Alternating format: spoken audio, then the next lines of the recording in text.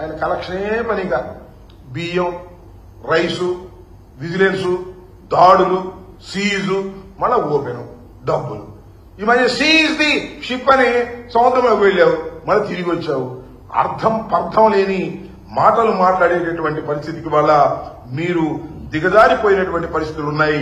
అసలు మీ సిద్ధాంతం ఏంటో మీ పరిస్థితి ఏంటో మీకే తెలియని పరిస్థితుల్లో మీరున్నారనేది ఇక్కడ నేను చాలా స్పష్టంగా చెప్పదలుచుకున్నాను. ఏది ఏమైనప్పటికీ కూడా ఒక పద్ధతి ప్రకారం ముందు వెళ్లవలసినటువంటి మీరు పద్ధతి తప్పి ఇష్టానుసారంగా వెళ్తున్నారు.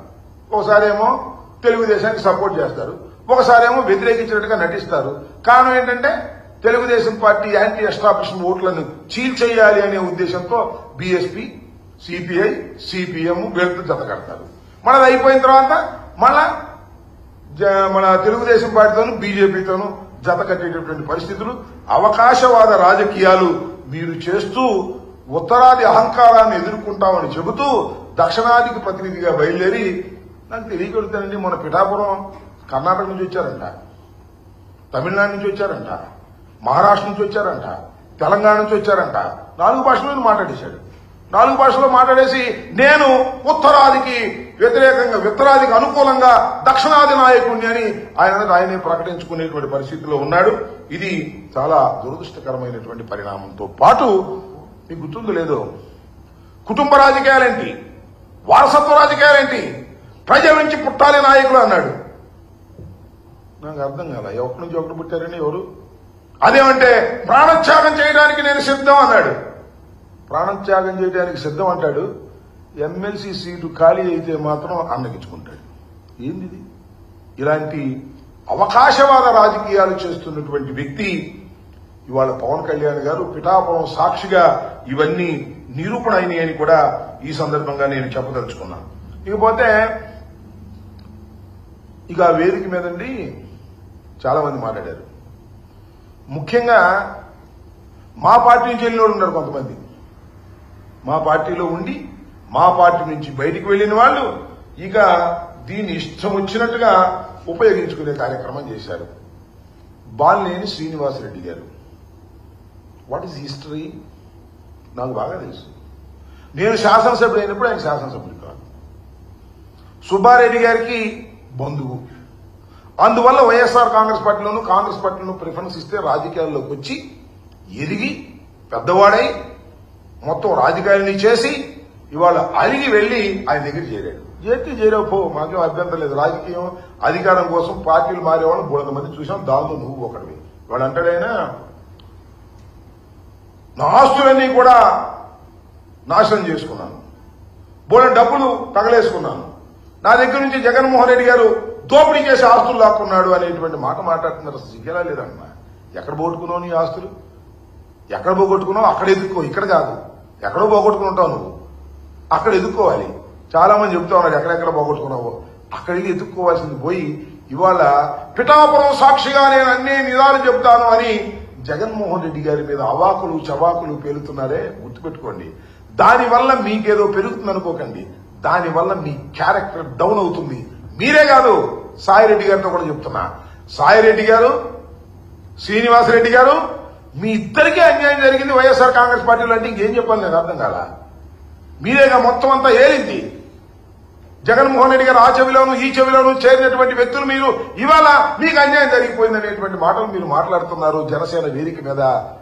వారికి అట్టాకు సిగ్గు లేదు, మీకు సిగ్గు లేదు. సిగ్గు లేకుండా మాట్లాడుతున్నారు. అయ్యా పవన్ కళ్యాణ్ గారు, ఇలాంటి వారిని నమ్మి నువ్వు రాజకీయాలు చేస్తే శ్రీమద్ రమారమణ గోవింద్ అనే విషయాన్ని కూడా గుర్తుపెట్టుకోమని మనవి చేస్తున్నాను.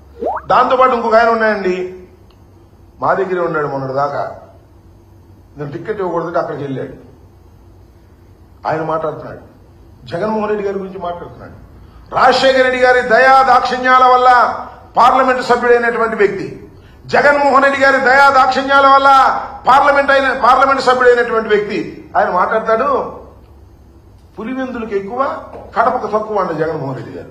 ఆయన బొమ్మ పెట్టుకుని గెలిచినటువంటి నువ్వు ఇవాళ దరువు కొట్టే కార్యక్రమం చేస్తా ఉన్నావు. గుర్తుపెట్టుకో, నీ జీవితం మొత్తం అందరికీ తెలుసు. ఏదో వేదిక దొరికింది కదా అని రెచ్చిపోవద్దు, పిచ్చిగా మాట్లాడొద్దని కూడా మనం చేస్తున్నాం. ఎప్పుడు ఇలాగే ఉండదు సార్. 4 సంవత్సరాలే 4 సంవత్సరాల పరిస్థితులు మారతాయనే విషయాన్ని కూడా గుర్తుపెట్టుకోండి. ఇష్టం వచ్చినట్టు మాట్లాడి ఇక్కడేమో దరువు కొట్టడం, అక్కడికి వెళ్లి ఎర్ర కండవా వేసుకొని ఇష్టం వచ్చినట్టు పవన్ కళ్యాణ్ గారి దగ్గర మాట్లాడేటటువంటి దుర్మార్గమైన రాజకీయాలు దయచేసి చేయొద్దు. అలా చేశారా మీకు భవిష్యత్తులో నూకలు మిగలవని కూడా ఈ సందర్భంగా నేను చెప్పదలుచుకున్నాను. ఈ పోతే ఇంకొక ఆయన ఉన్నాడు, కొత్తగా అయ్యాడు ఎమ్మెల్సీగా, నాగబాబు గారు. ఆయన జగన్మోహన్ రెడ్డి గారి గురించి మాట్లాడుతున్నాడు. జగన్మోహన్ రెడ్డి గారు కామెడియన్ అంట. మరి ఈయనేంటో నాకు అర్థం కాల. అయ్యా, నువ్వు, మీ అన్న, మీ తమ్ముడు ముగ్గురు రాజకీయాల్లోకి వచ్చారు. మీ అన్న అట్ట చేసి కాంగ్రెస్ చేరి కేంద్ర మంత్రి అయ్యాడు. నువ్వేమో మీ అన్న, మీ తమ్ముడు పవన్ కళ్యాణ్ గారు 16 సంవత్సరాలైంది శాసనసభకు రావడానికి టైం పెట్టింది. అది కూడా ఏంటి, చంద్రబాబు నాయుడు గారు సంకెక్కితే అయ్యారు మీరు. ఆ తర్వాత మీకు ఒక ఎమ్మెల్సీ వచ్చింది. ఓకే, బాగానే ఉంది. జగన్మోహన్ రెడ్డి గారితో పోలుస్తారంటే, జగన్మోహన్ రెడ్డి గారు వీరోచితంగా పోరాడినటువంటి వ్యక్తి. జగన్మోహన్ రెడ్డి గారు ఢిల్లీ కోటని పగలగొట్టినటువంటి వ్యక్తి. పార్టీ పెట్టిన 10 సంవత్సరాలకే శాసనసభ్యుడిగా కాదు ముఖ్యమంత్రిగా అయి ఈ రాష్ట్రాన్ని 5 సంవత్సరాలు పరిపాలించినటువంటి వ్యక్తి. ఆయన తండ్రికి గాని ఆయనకు గాని భగవంతుడి దయ వల్ల, ప్రజల ఆశీస్సుల వల్ల ఓటమి ఎరుగని ధీరులని మనం చేస్తున్నాం. వాళ్ళతో పోల్చుకుంటారండి మీరు, నాకు అర్థం కాల. మీరేదో ఇంకో మాట అన్నాడండి ఎవరు ఒక ఆయన, జగన్మోహన్ రెడ్డి గారంట రాజశేఖర రెడ్డి గారు కొడుకు కాకపోతే ఏమయ్యేవాడు, ముఖ్యమంత్రి అయ్యేవాడు అంటున్నాడు. నాకు తెలియ పెడతానండి, చిరంజీవి గారు తమ్ముడు కాకపోతే మీరేంటి మీ పరిస్థితి? చిరంజీవి గారు మంచి సూపర్ హీరో అయ్యి, అది కూడా అల్లు రామలింగయ్య గారితో బియ్యం పొందిన తరువాత మంచి నటుడుగా పేరు ప్రఖ్యాతులు చేర్చుకున్నాడు. ఆ తర్వాత మీరిద్దరు కూడా ఆయన పేరు పట్టుకుని ముందుకెళ్లారు. మీరు ఇలాంటివి మాట్లాడతారని నాకు అర్థం కాలేదు. రాజశేఖర రెడ్డి గారు గాని, జగన్మోహన్ రెడ్డి గారు గాని అత్యంత ప్రజాదరణ కలిగినటువంటి నాయకులు. అత్యంత ప్రజాదరణ ఎలా వచ్చింది? ప్రజలకు సేవ చేయడం ద్వారా వచ్చింది తప్ప సినిమాలో నటించడం ద్వారా వచ్చినటువంటిది కాదు అనేది కాస్త అన్నదమ్ములు ఇద్దరు తెలుసుకుంటే మంచిదని మనం చేస్తున్నా. ఇవాళ నాగబాబు గారు రెచ్చిపోయి మాట్లాడుతూ ఉన్నాడు. పాపం ఆయన కూడా ఏదో అన్నాడు, వీళ్ళకి టికెట్ ఇచ్చి వెళ్ళిపోయిన ఆయన కూడా ఏదో అన్నాడు తెలుగుదేశం ఆయన్ని. ఇలా పిచ్చి పిచ్చిగా మాట్లాడడం వల్ల ఏమి ఉపయోగం లేదు.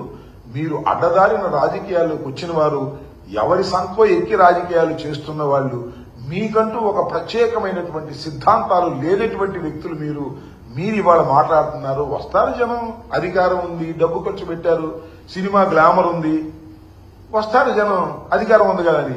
ఈ వచ్చిన వాళ్ళందరూ గొప్ప వాళ్ళని, లేదా మీకే పెద్ద ప్రజాబలం ఉందని పప్పులో కాలేయద్దు. దక్షిణానికి వెళ్తేనంట, మన ఉత్తరాదికి వెళ్తేనంట అందరూ ఫోటోలు దిగుతున్నారంట పవన్ కళ్యాణ్ గారి గురించి. అందువల్ల అక్కడ కూడా నాకు బ్రహ్మాండంగా ఉంది, ఈ షణ్ముఖ వ్యూహంలో నేను ముందుకెళ్లిపోతాను, దక్షిణాది మొత్తం నాదే అనుకుంటాడు. ఎక్కడికి వెళ్ళిన ఫోటోలు దిగుతారు సినిమా యాక్టర్, అందరూ ఎక్కడికి వెళ్తే ఏమంటే ఫోటో అన్నీ అంటారు. నీ అభిమానులు అయిపోతారా? నీ రాజకీయాలు ఫాలో అయిపోతారా? గుర్తుపెట్టుకోమని మనం చేస్తున్నా. ఈ విధంగా పవన్ కళ్యాణ్ గారు జనసేన పార్టీ దిశ లేకోకుండా నిన్న నిర్వహించినటువంటి